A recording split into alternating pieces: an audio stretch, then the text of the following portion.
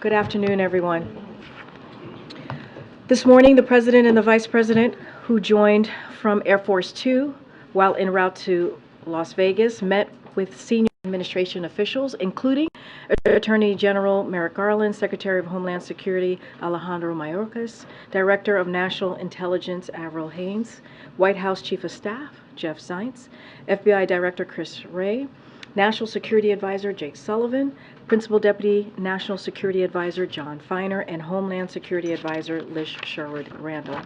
The President, Vice President, and their national security teams discussed steps they are taking to safeguard the homeland and the people of the United States, including Jewish, Arab, and Muslim communities, following the Hamas terrorist attacks in Israel.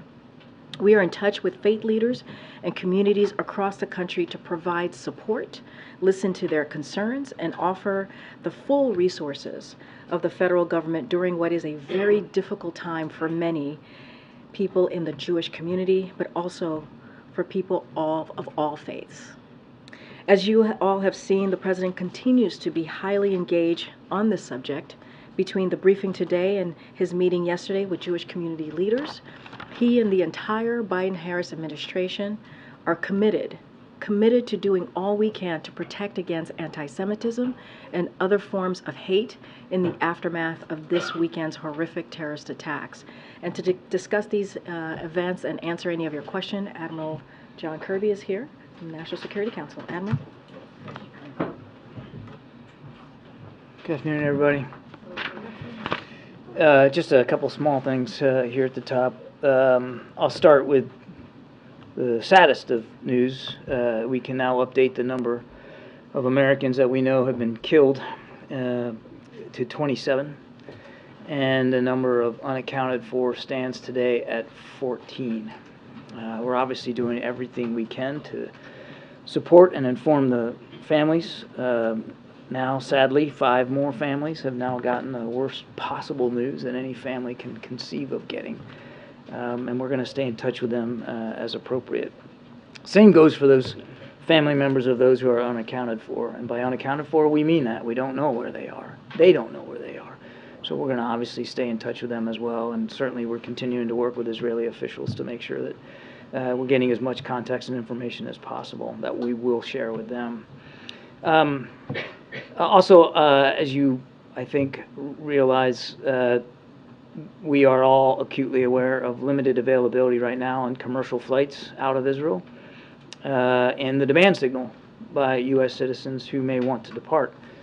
The President has asked his team to ensure that we are assisting U.S. citizens who do want to leave Israel and providing them with a safe means of doing that. So beginning tomorrow, the United States government will arrange charter flights to provide transportation from Israel to sites in Europe. They're still working through some of the details of that to assist U.S. citizens and their immediate family members who have, for whatever reason, not been able to provide commercial transit out of the country. And I would add that we're also exploring other options to expand the capacity of doing this, including exploring whether it's possible to help Americans leave by land and by sea. So again, we're working hard on this. We know there's a demand signal out there, and we're going to try the best we can to meet it. I would encourage any American citizen in the need of assistance to please complete the intake form that you can find on travel.state.gov. It's very simple. Go right to that site. There is an intake form. Fill it out. It helps the State Department process these requests. It also helps us get a sense of what the scope of the need is. And I would refer you to state on that. I'm sure you guys are going to ask me that. I don't have hard figures handy with me now. We do know there are certain American citizens that want to go.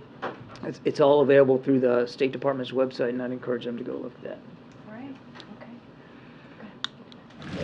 Okay. Thanks for taking my question.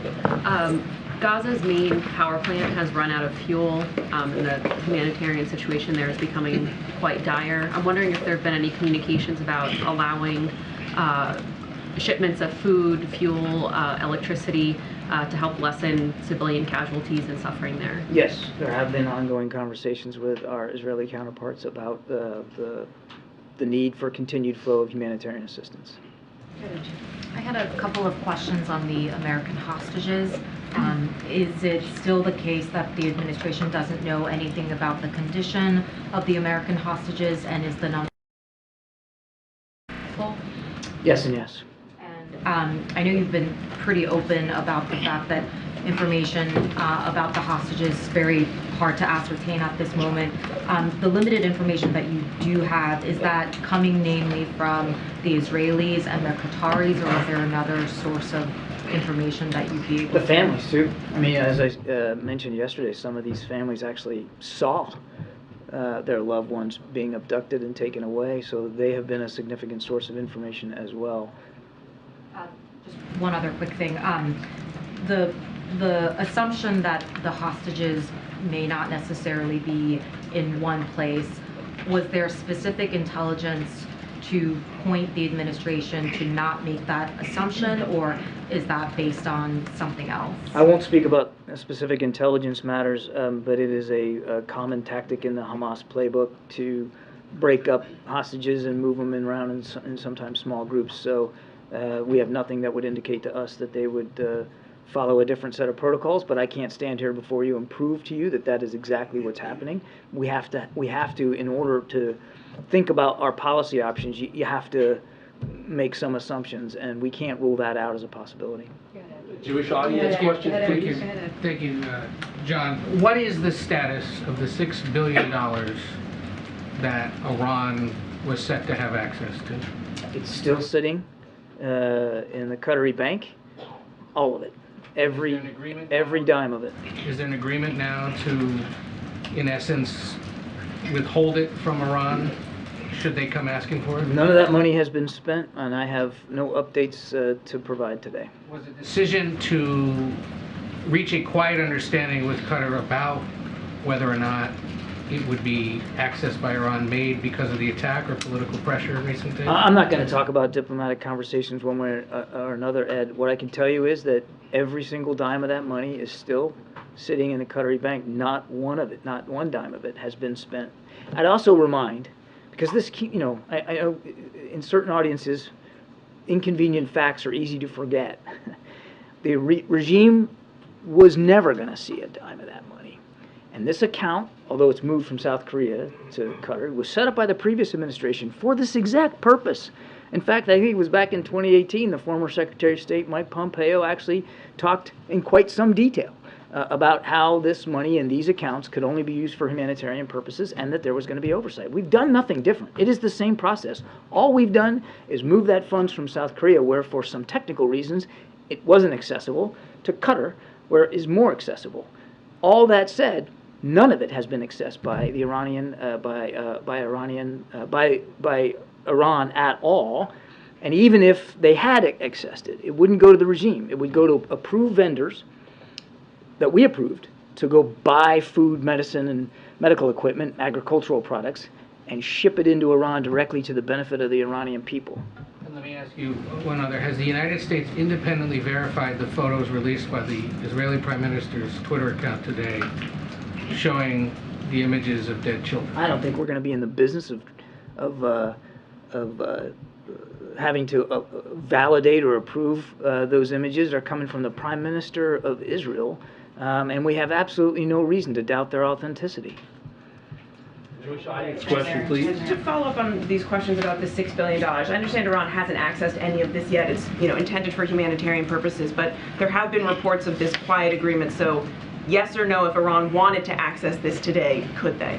I'm not going to speculate one way or another here about future transactions. What I can tell you is none of it has been accessed, and we are watching every dime, as you would expect we would. We're watching it very, very closely. So you're and I'm not going to still tap into it. I'm not in a position to speak about these press reports. I'm telling you, nothing's been accessed, and we have oversight we have oversight over what can be accessed and for what purposes. And on another topic, the president said yesterday that he told Netanyahu that it's important, even with all of the emotion and anger and frustration, that they operate by the rules of war. Why does the president feel the need to underscore this point? The president feels strongly about the law of armed conflict and the proper respect for innocent life anywhere in the world, no matter where it is. And that certainly includes, maybe even especially includes, our own military operations. But is the president worried that Israel may have already violated the rules of war, or that they might going forward? It's just part of the conversations that we've been having with our Israeli counterparts about the prosecution of these military operations. The Palestinian people are likewise innocent civilians. They didn't ask Hamas to come in and do this, and I think it's always on the president's mind, the protection of civilian life. And just one last quick thing. I'm wondering what you made of the former president last night, calling the Israeli defense minister a jerk, saying that Hezbollah was really very smart. I'm not going to comment about comments on the campaign trail. That's well beyond the pale for me. Gotcha. Thank you. Kirby, can you give us an update on the intelligence about Iran's role in this? Anything changing in terms of what you're seeing, what the U.S. assesses to be Iran's role? No, I don't have any updates for you. We're still looking into this, but again, no direct evidence that Iran was a participant in these attacks in any way. But again, we're still monitoring it. We're still looking at it. And if I can go back, Mary, while I'm not going to comment, I would just add that we take seriously our bilateral relationship with Israel. We don't get to decide, obviously, who their cabinet officials are. That wouldn't be our business. But we have strong relationships with them, and it's important now that those relationships continue to improve and grow, particularly in this time of crisis. And so we're focused on getting things done and supporting Israel. That's where our heads are. Joey. Yeah, thanks, Karine. Admiral, speaking of Iran, what did President Biden mean yesterday in his remarks when he said he, quote, made it clear to Iranians, be careful? What was that referring to? It refers precisely to his comments the day before about not wanting to see any third party, be it a terrorist group or a nation state, that might have hostile feelings towards Israel, that thinking that this might be a good time to take advantage of that and to widen and expand the conflict.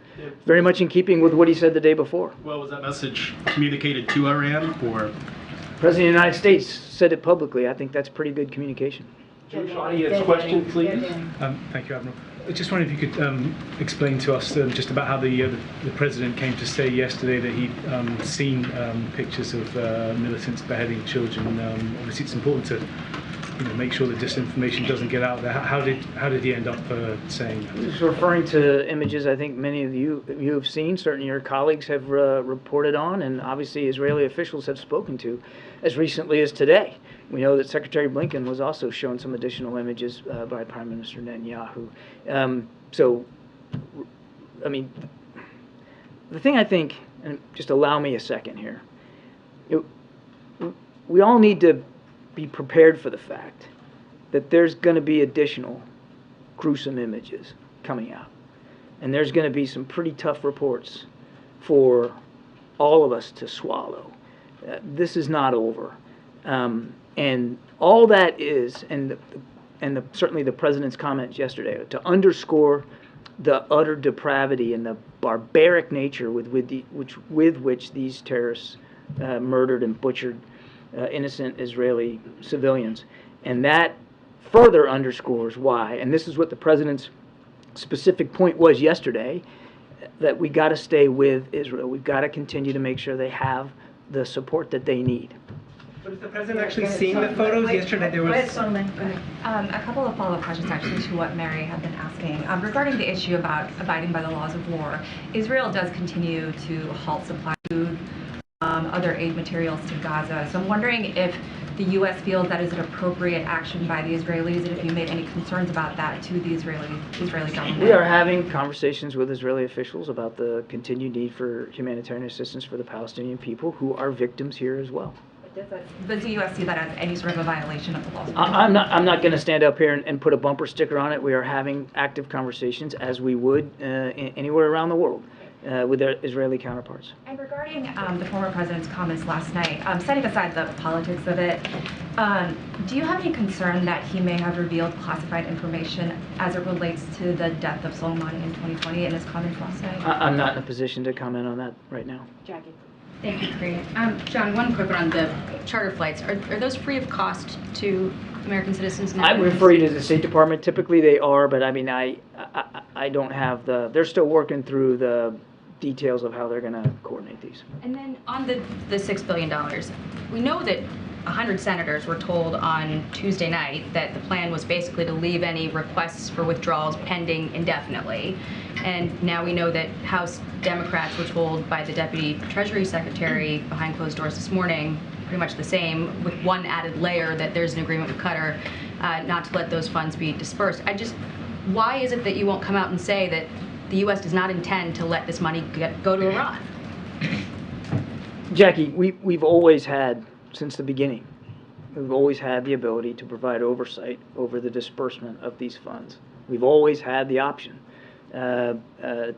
if we wanted it, to look at transactions and to make a call about whether we found it valid or not. That has not changed.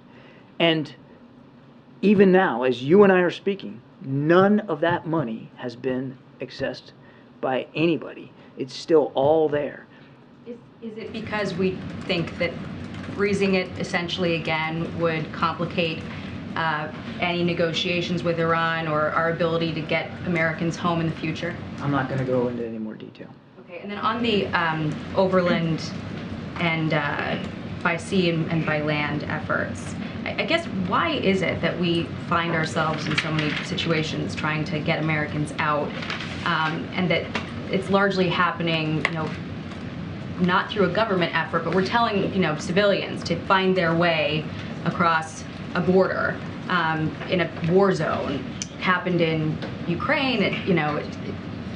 Why is it that we found ourselves in that position so many times, it seems? In what position exactly? Where we're directing American citizens to basically find their own way to U.S. help on the other side, whereas you've got other countries that are sending their military in or doing evacuations in a more formal way. Well, first of all, Americans and dual passport holders live all over the world, and sometimes they choose to live in places where bad things happen. We're not in a position of lecturing to Americans where they can go live, work, or travel, recreate. Number two, they don't have to tell us that they're there. So sometimes it's really hard to get a sense of what the population is. In places like Israel, there are a lot of Americans. Most of them, maybe most are dual nationals, but a lot of Americans are there. Other nations have smaller populations, and maybe they have to make their own decisions about how they're going to handle those smaller populations. We also have to be respectful of the needs and the desires of Americans who live there. We know that some want to leave. We also know that a lot of them want to stay. It's home. They don't want to go. And we have to respect that as well. So we tailor the approach based on what's going on and what's going on geographically inside a country, because some parts of countries that are in distress are safer than others, and people are less likely to want to go. You have to take all that into consideration.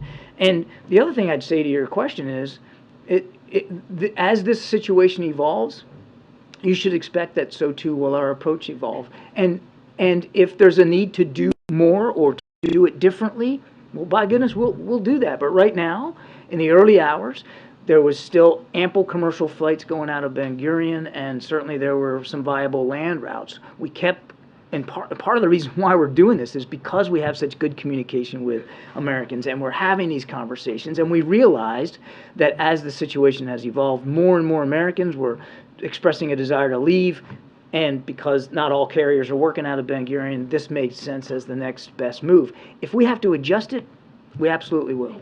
On the day of jihad, are we doing anything to fortify, I guess, the U.S. against any potential activity against Americans domestically or abroad, given the calls for a day of jihad, and your statement yesterday that now is not the time to go back and look at any intelligence gaps.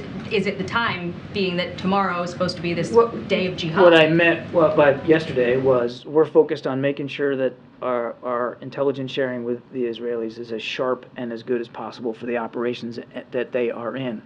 I saw some reporting that made it sound like I blew it off. That is not the case. We understand that there will be a need to go back and look at what was missed, by whom and when. Of course we're going to do that. But we've got to stay focused on the task at hand right now. And as for your second question, absolutely, we are constantly in touch with local law enforcement, state and federal officials across the country to make sure that we are as vigilant as we can be to be able to identify and disrupt any threats to the American people. We're absolutely going to stay focused on that. John, is the concern about publicly addressing the $6 million as now being frozen a concern that it would suggest culpability on the part of Iran on these specific events? And is that too volatile a statement for the U.S. government to make publicly, since clearly it's being communicated privately to lawmakers and others?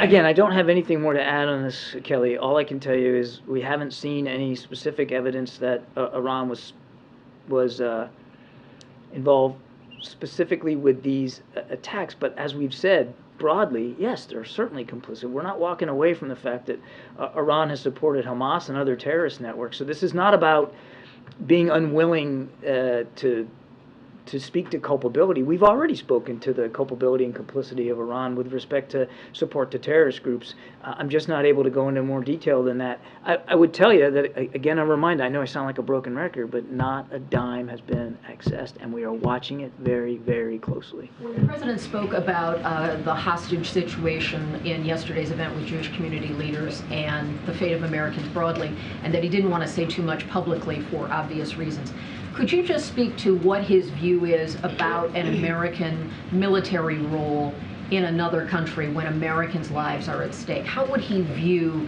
the calculus there? Is it deferring to the Israeli, the IDF? Is it working in partnership? How would he describe, as Commander-in-Chief, what his priorities are with that kind of potential?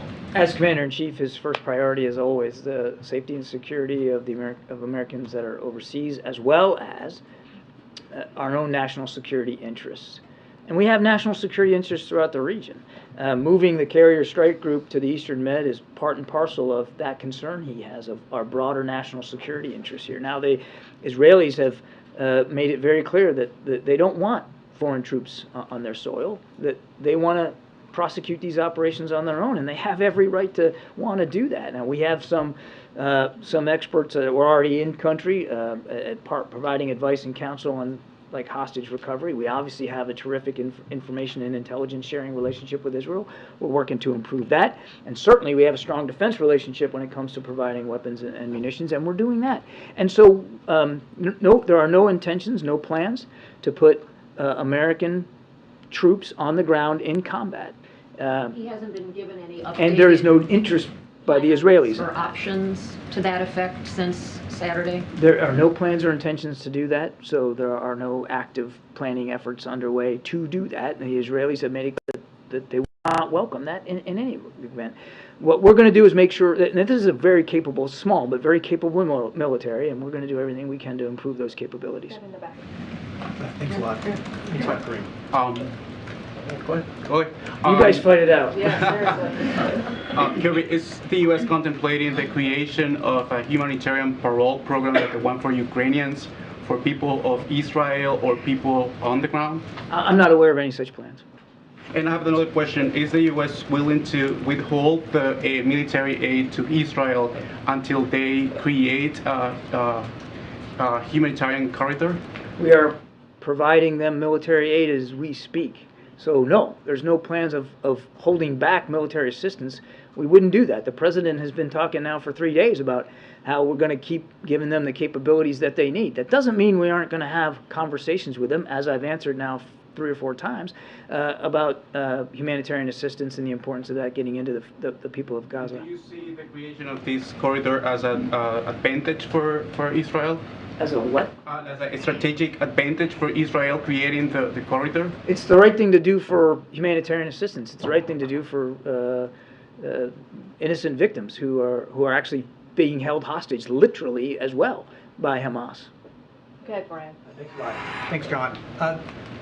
The oil sales coming out of Iran have increased over the last year. Is the U.S. looking at what it can do with the existing oil sanctions to decrease the amount of barrels coming out of Iran? Without getting into specifics, I can tell you that we are constantly reviewing our regime sanctions against Iran, and we will continue to do that. Should we expect some announcement or That's as far as I'm going to go today. Of those sanctions? That's as far as I'm going to go today. Yeah, Jay.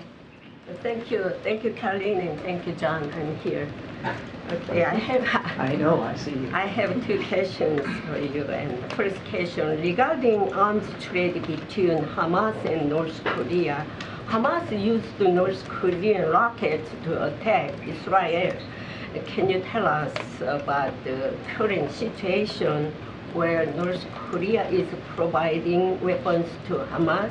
And second question, how will the Middle East crisis affect United States security strategy on the Korean Peninsula? I can't confirm the reports about the rockets. I'm happy to take that question and see if we have more information on it. I just don't have that today. And as for how what's going on in the Middle East is going to affect our view of the security environment on the peninsula, or quite frankly anywhere else in the world, we're a big enough, strong enough nation. And we've got global responsibilities to look after our national security interests anywhere and everywhere. We're still also supporting Ukraine in their fight against Russia. We're still doing an amazing amount of work in the Indo-Pacific to shore up our alliances and our partnerships and to try to increase stability, security, and prosperity throughout the region. So we're not worried about our ability to do all those things. Good, Tam. Yeah, thank you. On the $6 billion, I'm trying to figure out if you're saying that policy hasn't actually changed in any way, or just that you aren't willing to talk about changes that may have happened in the last 24 hours. It's the last one. one. All right. And lovely. Thank you for clarifying. The other question is, on Morning Edition today, we had someone on who is an American citizen living in Gaza. Is the United States doing anything to help American citizens who are trapped in Gaza who may want to get back to the U.S.? These are the hostages, Palestinians. but yes, like dual passport holders. Yeah, the first and most important thing that we're trying to do is as I mentioned yesterday, allow for safe passage. Right now, they can't leave, so we would have no physical means of permitting that transit out, and so that's why we're so actively having conversations with the Israelis and the Egyptians about a safe passage corridor so that people who want to leave can leave. And then at that time, if it's onward travel that they might need, then, we'd be more in a position to be more physically involved. Does that make sense? Okay. Yeah, I was going to address your first question, but I think I'm just going to leave it. Well, you could. No, I'm going to leave it. Good job. Thanks. Just to go back to the president's comments yesterday about the pictures, he said he never thought he would see confirmed pictures of terrorists beheading children. At that point in time, had he seen such photos?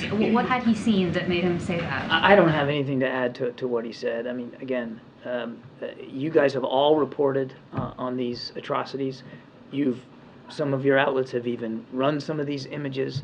They're plain for everybody to see, and the Prime Minister's office has spoken to that. Even before today, they'd spoken to these kinds of atrocities.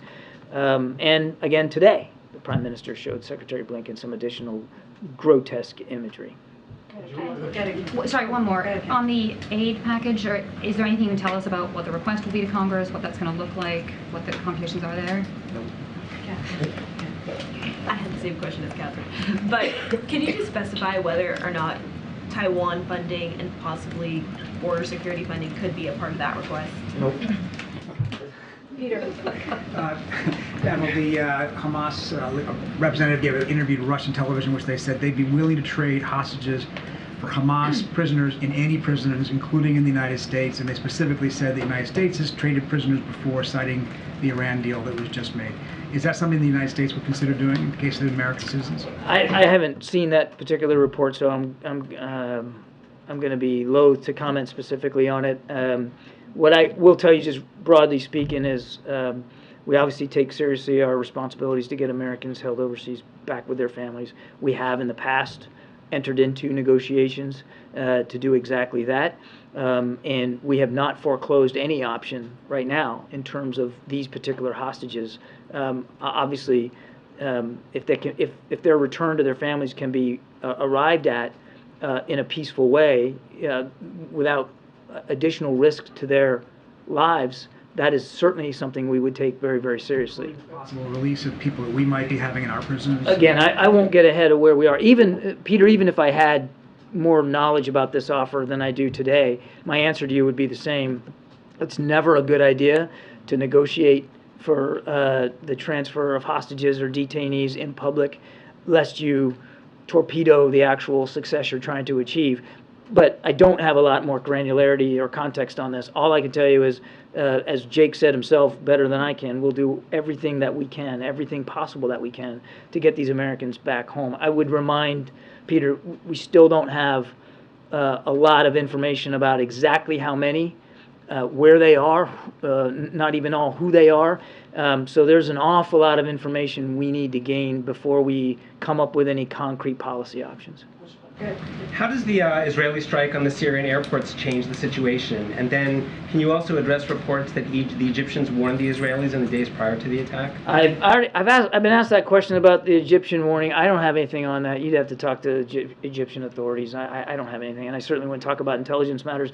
And on your first question, that's a better question put for the Israeli Defense Forces, not for the United States. We're focused on helping them go after Hamas. Good, in the back there. A question about Lebanon. So Hezbollah is continuing operating against the Israeli targets at the border, Lebanese-Israeli border.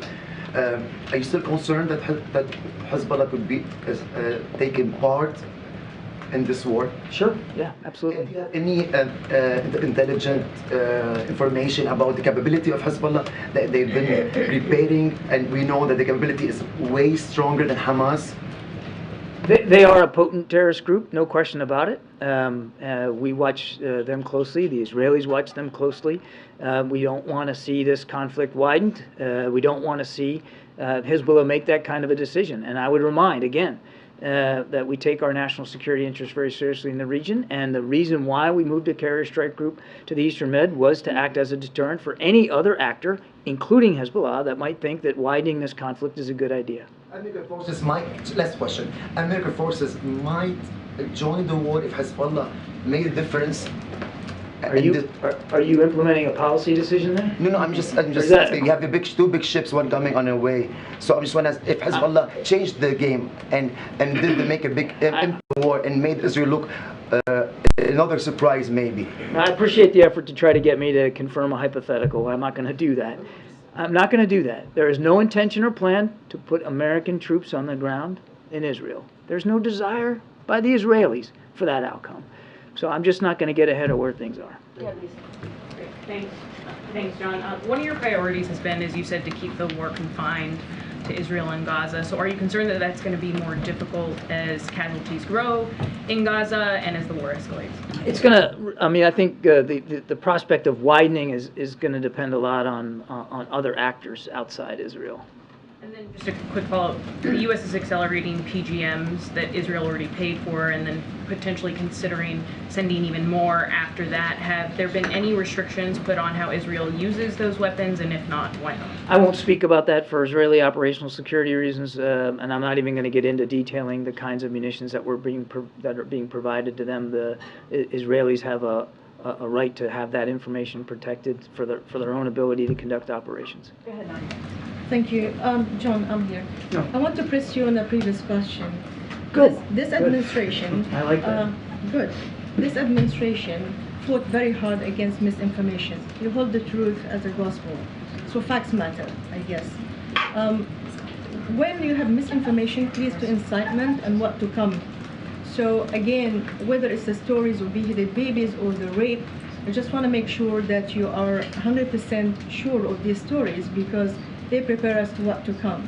And I have in mind the Iraq War, where notable outlet including many of our colleagues here, had disseminated misinformation and government's lie, actually, about the war. There's no comparison here, but I'm saying... There's no comparison whatsoever. Yeah, I don't take somebody else's information as if you don't verify it yourself. So you're saying there's no need to verify it yourself because you trust the sources. And I'm asking, my question to you is, how do you separate between facts and misinformation? Boy, that's a, I mean, I taught a whole class at Georgetown on that. I mean, we could talk about this for hours. I mean, look, obviously we take seriously. What's that? You're gonna have to register. You're gonna have to register for the class. I'll take the full course with you, Jim. I don't know if you can handle the reading list, James. Look, we take it very, very seriously. The need to be as factual and certainly truthful as we can possibly be. If you're suggesting somehow that we're taking that lightly, I mean, I again refer you to many of the reporting many of your colleagues have done about the atrocities that have already taken place, in just the last few days, and comments made by Israeli officials themselves.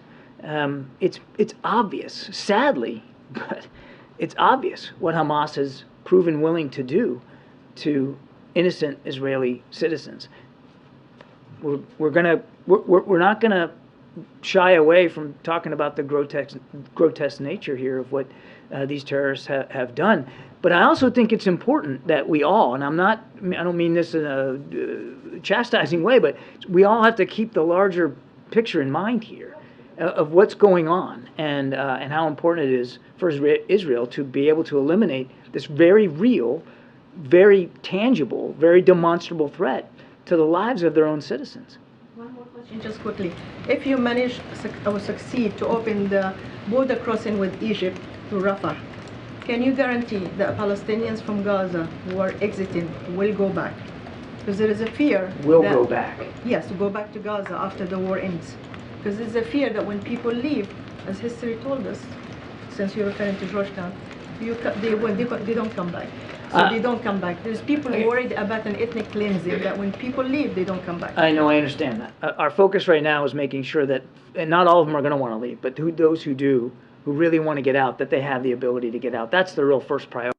And you know, if there's a concern about getting back in at the appropriate time, we'll certainly deal with that as a policy issue going forward. I mean, the bottom line here is that we know that Gaza is home for these people, and if they want to go back home, they should absolutely be allowed to go back home, but they should be able to make those decisions just like citizens anywhere should be able to make those kinds of decisions. Naomi. Thank you. Today, Senator Bob Menendez was accused of being a foreign agent. Is the White House considering or will consider putting a national security assessment on the situation? I have nothing to update or comment on that. Yeah. Thanks, Karine. Hi, John. Is the White House concerned or have any response to the court order in Kenya that temporarily blocked deployment of security officers on the multinational mission to Haiti? And if this legal challenge is successful, is that concerning? Does that change the U.S.'s pledge in this mission? I'm going to have to take that question, sir. I wasn't tracking that. I don't want to speculate. Thank you. Karine. Thanks, Karine. Thank you, John. So a follow-up question on social media and misinformation. Social media platform X says it has removed hundreds of Hamas-affiliated accounts and has taken down thousands of posts since Hamas' attack on Israel. Does the administration think that enough is being done about potential misinformation surrounding this war, and how concerned is the administration about this? We've seen the reports that X has taken down quite a bit of misinformation. I mean, we certainly support those decisions. That kind of information has no business being out there. Certainly, when you know it's absolutely know it's false. So we're grateful and support that. That was obviously a corporate decision that they made, and again, we think it was done in the right vein. And a follow-up question on sending U.S. troops. So you said there's no intention and no plan to do so, but has it been ruled out? Is that still an option pending? There is no intention, no plan, and frankly, no desire by the Israelis for U.S. combat troops to be involved in this conflict. James, last question. Okay, thank you very much, Karine, and thank you, Admiral. 2 questions on the Mideast crisis. 27 Americans killed is a very large number. That is larger than the number of Americans who were killed by terrorists during our withdrawal from Afghanistan, larger than the number of Americans killed at the USS Cole, larger than the number of Americans killed at Benghazi or beheaded by ISIS. And I believe it's accurate to say that after all of those events, direct U.S. military action was ordered by the Commander-in-Chief. 27 Americans killed. Why is it the posture of the Biden administration to just let Israel handle this job, in essence, instead of U.S. forces going in and getting the guys that killed our people? James, we will do, as Jake said, everything we can to get those American hostages home with their families. We recognize that they are not the only people being held hostage. Other nationalities are included in that group. We don't have enough information right now to make a policy decision about how to do it. So I can appreciate the sense of urgency in your question. Believe me, we share it. But we aren't going to act one way or another until we have enough information to act upon. And then on the hostages issue, you have suggested that it's a very small number of hostages, American hostages, being held in Gaza, less than a handful. Treat yourself. And I assume that that assessment is still operative. Has there been any discussion amongst President Biden and his aides about how to avoid the fate of Jimmy Carter in this situation, where we actually saw the President of the United States and his administration become, in effect, hostages themselves to a foreign terrorist organization? With all the respect that President Biden has for President Carter, I can assure you that he is not focusing on history here, even domestic history. He's focusing on what's going on now and making sure that we are doing everything we can to support Israel and look after our national security interests in this moment, because this is not 1979, it's 2023. And Hamas is an organization that has existed for many years with the support of Iran. We've got enough challenges just dealing with this that we're focused on that and that alone. Thanks, everybody. Thanks, everybody. Thank you. Thank you. Appreciate it. Appreciate it. All right. Thanks, everybody. Well, not thanks, everybody. Thanks, Admiral. All right. Go ahead, Sonia. Just one What for else- me. what else do you have? Is the president okay with having a lawmaker who's accused of conspiring to act as an agent of a foreign government remain as a member of Congress? The Admiral was just asked this question. I just don't have anything to say beyond what he shared. This has been referring to Bob Menendez's superseding No, indictment. I know, and he was literally just asked this question. I'm just not going to say any more to what he just added. Yeah. Karine, does the president feel supported by the Democratic Party writ large, by lawmakers, by his party for his actions now with regard to Israel? Look, the president is, I mean, very much to what the Admiral just said about the moment that we're in, about what we're seeing, this terrible event that happened this past weekend in Israel, is that who is an ally, who's a friend, is what we saw this terrorist organization do, Hamas, which is kill hundreds of lives, take hundreds of lives, murder people, and we believe, this president believe, it is the right thing to do to continue to assist the people of Israel as they're dealing with this devastating, horrific time. And so the president, as commander-in-chief, has difficult decisions to make, right? Difficult decisions to make on behalf of the American people, right? The Admiral talked about how there's a national security piece of this as well. We have, as we all know, Americans, 27 Americans who have sadly perished, and many are still missing. 17 or so are missing.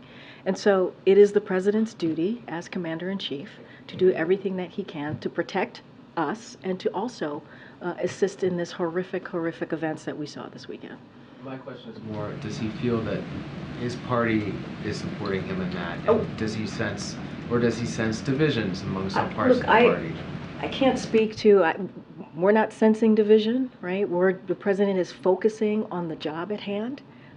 The president is going to always focus and make sure that Americans and our national security is front and center, and this is part of that. But also, Israel is a friend, and what they have gone through, the people of Israel have gone through these past couple of days, is horrific. And so we are going to stand by them, as the president has said, as they go through this terrible time. Remember, they were, as you know, as you all have written about, attacked by a terrorist organization. And so the president's going to continue to do his duty as commander-in-chief, as his president. Do you have an estimate on how many American citizens are trying to leave Israel right now? I don't have an estimate. As you just heard from the admiral, we announced the charter that the state is going to be running. Just don't have any intel. And you know, the commercial flights are still ongoing in Israel, so there are opportunities for folks to leave. I just don't have any number for you. Are there any active threats that, on the domestic front, that law enforcement is tracking at this moment stemming from Saturday's attacks? What I can say is that we're always monitoring. Clearly, we're going to monitor to make sure, that to make sure if there are any threats. Obviously, we would address those, but there's nothing active that I can announce to you or lay out to you at this time. There is. We're monitoring right now, but there are no active threats at this time. Now in the second week, without the House having an elected speaker, does that change at all any conversations the president may be having with senior House leaders, Republicans, Democrats, about speeding this process along? Which process? Of electing a speaker. I mean, look, it's their process to run. They are, this is the House Republicans, as I've said over and over again. It is their process. The president doesn't have a vote. It is, what we're seeing is certainly shambolic chaos that we're seeing over there on the other side of Pennsylvania Avenue, and they need to get their act together. There's a lot of work that needs to be done on behalf of the American people. We've said this over and over again. They need to figure this out. How are they going to their speaker? That's up to them. But of course, the president wants to continue to move forward on making sure that the business of the American people is done. But it doesn't stop the president for continuing to do the work. We announced junk fees the other day. The president has been being pretty engaged and active every day on behalf of the American people, and that's something that he's going to do. But of course, we want to see the House Republicans get their act in order. Understanding the sort of uncharted territory that this is, there is not It is a role. charted territory. Yeah. It is. No, I understand that. So I'm asking, there's not a role then that the administration sees that the president could play here to try. It is not for us to fix. It's not for us to fix the chaos in the House Republicans. It's not for us to fix. They have the majority, as you know, in the House. It is for them to fix. We've never seen a conference behave this way or be this chaotic. It is important for Republicans who have the majority to figure this out. And get there and get they created the situation and they have to figure it out and elect their speaker so we can move on. Karine, will you take our Jewish audience? So I want to talk about CPI inflation. The CPI inflation report came out today. It was hotter than expected, 3.7% year over year, unchanged from the prior month. You talk about all the spending last year to lower costs. The last couple of months, how is that lowering costs? So look, what we believe is that Bidenomics is an action, right? You're talking about lowering costs, right? And that's something that the president is certainly continuing to do. Inflation is falling while employment remains strong. As you speak to CPI, inflation has fallen 60%. Since last summer, and the core inflation, as you're speaking to this data, fell to its lowest level in 2 years, and so that matters. Let's not forget about wages are higher than they were last year, accounting for inflation. Prices fell for core goods like cars and furniture for the 4th month in a row. All of those pieces are in the data, the CPI that came out today, and that matters. But people still hear Bidenomics and they see rent is up 7.4% year over year. Car repairs, car insurance is up almost 19%. So costs are not coming down for all Americans. So here's the thing.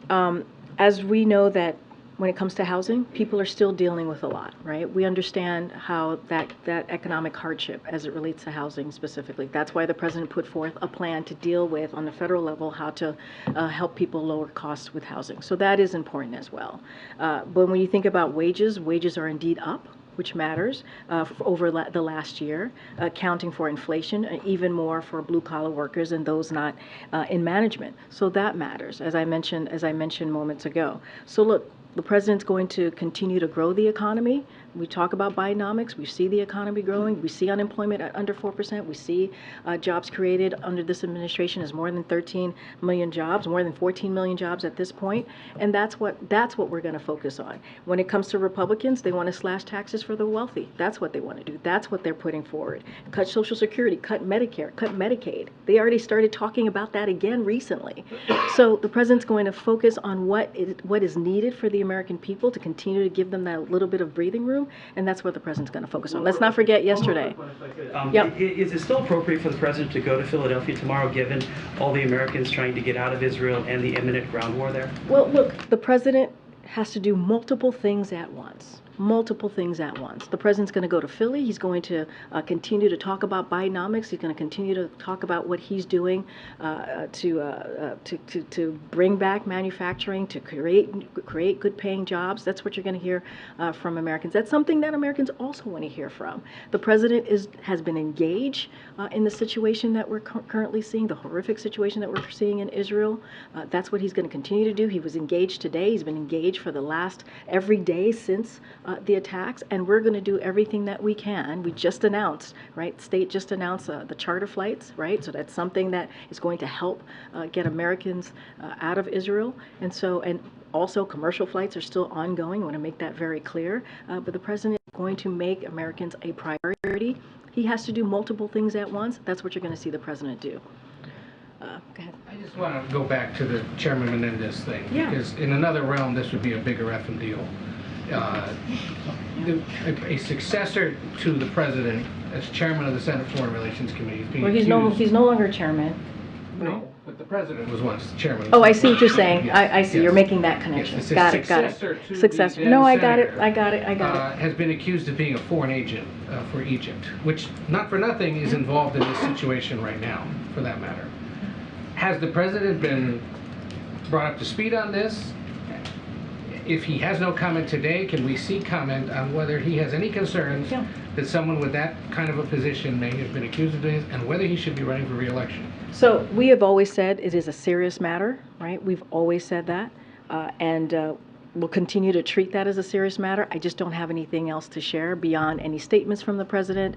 I just don't have anything outside of that. But of course, we see this as a serious matter. Okay, Kelly.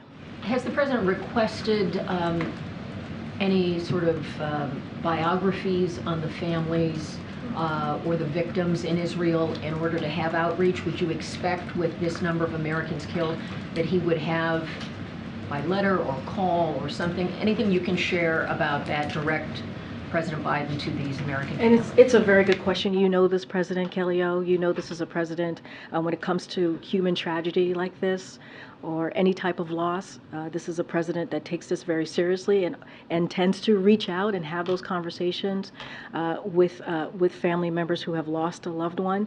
I don't have anything to read out to you at this time, or to a plan or anything like that to lay out. But this is, of course, something as the President of the United States, Commander-in-Chief, to hear, to hear what has 27 American lives have lost. This is something that affects him deeply. If and when we do outreach and have any conversation with the families who have lost their loved ones, we certainly would share that. But of course, this is a president who wants to hear and wants to know about folks who lost their lives, and also wants to hear directly from the families. I just don't have anything to share at this time. Go ahead, Kath. Oh, go ahead. I see that he attends Catholic Mass every week. Has he expressed any desire to go to a synagogue or a mosque, for that matter, or to have any kind of a faith experience in light of this? Don't have anything to share as the president visiting a synagogue or a mosque. Obviously, at the top of the briefing, I mentioned how we are there for all faiths who are, potentially going through some really difficult times in this moment. And certainly, when it comes to what the question I was asked Homeland. We're certainly going to monitor and keep track, but we are here for the Jewish community, we are here for the Arab community, we're here for the Muslim community, and certainly it is also important for the President for people to feel protected and to feel safe. And that's what his Homeland Security is doing, his advisors here. That's why he met with them today to get an update, and certainly we're going to stay on top of that. Catherine. Karine, UAW has expanded their strike. Obviously, we're 4 weeks into this now. How concerned is the White House about getting a resolution and potential economic impacts? So look, we're going to monitor this very, very closely, this situation, certainly the economic impacts. But look, the President says this all the time. You hear me say this all the time. We respect unions, their right to use their option for collective bargaining. We believe that works when both sides come together and negotiate and come together. In this instance, there are multiple sides, and come together in good faith to get a win-win agreement. And that's what we want to continue to see. We're not going to talk about specific tactics or the specifics in negotiations, but certainly we're going to continue to monitor. You can tell us, White House officials obviously have been in Detroit and have... Yeah, I don't have any travel from White House officials. As you know, Acting Labor Secretary Julie Su has been engaged, and so has the senior advisor here, Gene Sperling, have been the two people who have had direct communication, and certainly not part of the negotiation, but offering any assistance that might be needed to the Big Three and UAW. I just don't have any specific engagement to read out or any travel at this time. Ketia. Just one quick question. Has the crisis in Israel caused the President's major address on Ukraine to be delayed? And does he still plan to deliver it? I don't have any update on the President's Ukraine address. I'm sure that we will continue to hear from the President. As he said this week, next week he's going to put forth a supplemental plan on additional funding that he's going to be asking for, and don't want to get ahead of that. Certainly the best path forward. I just don't have anything to share on any remarks or extensive remarks that the President will be giving or might give on Ukraine, but certainly you guys will continue to hear from the President on all important matters, whether domestically or foreign. Okay, thank you so much. Thank you.